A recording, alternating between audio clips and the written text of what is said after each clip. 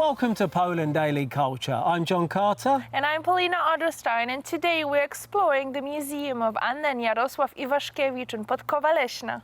They are one of Poland's greatest literary couples, so come and join us as we find out more about this literary couple. Welcome to Poland Daily Culture. On today's episode, we're at the Jarosław and Anna Iwaszkiewicz Museum. I'm joined by Miss Beata. Welcome to Poland Daily Culture. So, Miss Beata, if I could ask you first of all about Jarosław's writing career. Could you tell us, he had a very varied writing career. Maybe you could tell us a little more. Jarosław Iwaszkiewicz wiedział, że chce być twórcą. Nie od początku wiedział, że chce zostać pisarzem. Początkowo myślał o karierze. Jarosław Iwaszkiewicz always knew that he wanted to be a creator, though he did not know from the beginning that he wanted to be a writer. Initially, he thought about the career of a composer, pianist. After all, he was friends with Karol Szymanowski, one of the best-known Polish composers of the early 20th century. They spent many years together, but the writing prevailed. His first literary attempt took place in his childhood. He made his debut in 1918 with a volume of poems titled Oktostichy, which were written in the style of Young Poland, a modernist style which spanned through the end of the 19th and the beginning of the 20th century. This was his first volume, his debut as a poet, but now we can safely say that he was a versatile creator, a total creator. He wrote in virtually every literary style possible. He debuted as a poet. He wrote poems throughout his entire life. However, the other side of his life were his creations as a novelist, the author of extraordinary novels like Sława I Chwała or Fame and Glory, but also notable stories. A few of them have been directed by the world-famous Polish director Andrzej Wajda. These are master films such as Brzezina, Panny z Wilka, The Wilko Girls, or Tatarak, Kalamus. Naturally, they were all based on the stories of Jarosław Iwaszkiewicz. And the third part of his body of work were the dramas.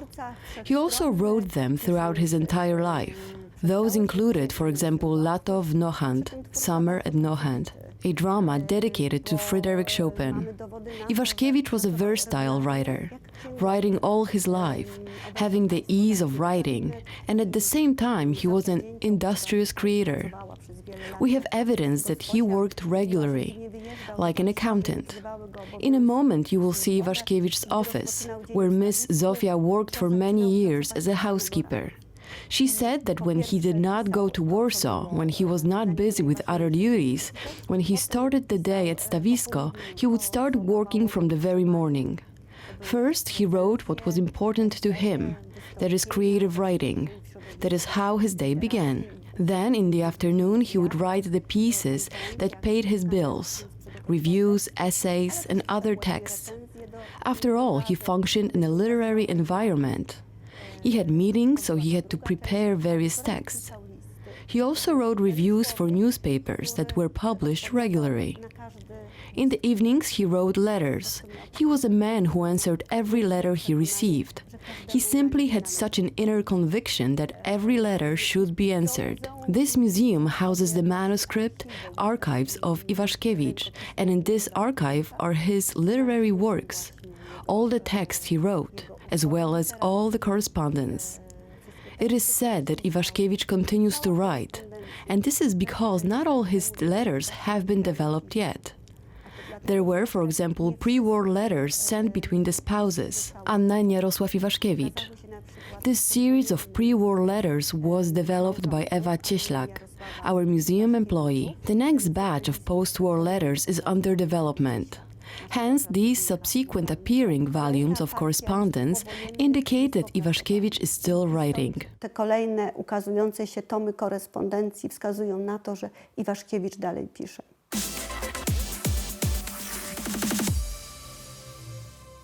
Stawisko is the name which Anna and Jarosław Iwaszkiewicz gave to the estate they received as a wedding gift from Anna's father, Stanisław Wilhelm Lilpop, in 1920. In 1928, a traditional Polish manor house was built there.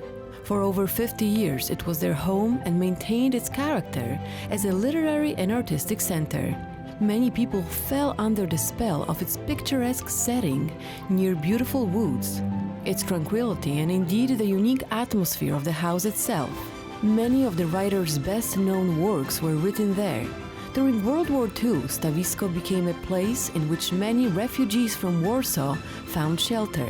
The Museum of Anna and Jarosław Iwaszkiewicz was established there after the writer's death, in accordance with his will. Now I'm thinking about the effect that moving home and travelling had on Jarosław's career. Could you tell us a little something about where he went and what effect this had on his writing? Podróże były dla Iwaszkiewicza bardzo ważne. Starannie te podróże przygotowywał. Żyjąc w Polsce powojennej, The journeys were very important for Iwaszkiewicz. He prepared those very thoroughly.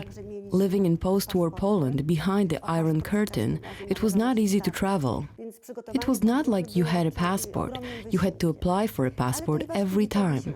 So preparing the trip was a huge effort. But Iwaszkiewicz was very good at that. He was also skilled at this because in the interwar period, he worked in the diplomatic service, first in Copenhagen, then elsewhere in Denmark. He knew languages well, he traveled. Speaking about this interwar period, he traveled to Italy among others, where he went with Józef Reinfeldt, a writer and painter who then showed Iwaszkiewicz how to look at the art of antiquity. The trips to Italy were present throughout Iwaszkiewicz's entire life. In the post-war period, he would visit Italy regularly. He would usually stay in Venice, Rome, Palermo, on Sicily. He liked to spend Easter in Italy. Often, in his stories, there is a motive that he was in Italy in the rainy days of March. That was springtime when there were not many tourists in Italy. Of course, he also made further trips, because he visited Africa. He was in Argentina, where he saw Witold Gombrowicz in 1949. So these trips were a big part of his life and of his creative process. Furthermore, they functioned in such a way that if he was leaving, then this distance from home allowed him to see Stawisko, his life in his hometown, or the work he was doing for what it was, with a certain perspective. A lot of his works were signed with the names of various European cities. He spent his time at the hotel writing. spędzał ten czas w hotelu pisząc, mówiąc krótko.